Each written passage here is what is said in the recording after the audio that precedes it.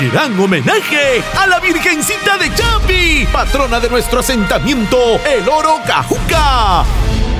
Martes 30 de abril y miércoles 1 de mayo. Ven y disfruta momentos inolvidables.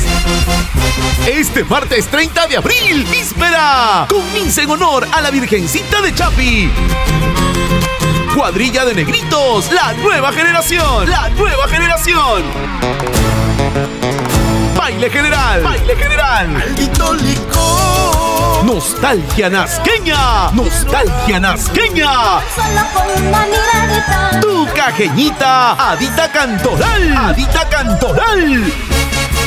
Miércoles 1 de mayo, día central, 6 de la mañana, desayuno de confraternidad, rica patasca. 10 de la mañana, show infantil. 1 de la tarde, misa. 2 de la tarde, almuerzo de confraternidad para todos. 3:30 de la tarde, misa, procesión con la gran banda Juventud Nazqueña. Habrán sorpresas, regalos, castillos, toro loco, bombardas, sonido, luces. En el asentamiento El Oro, parte alta de Cajuca. ¡Ahí te esperamos!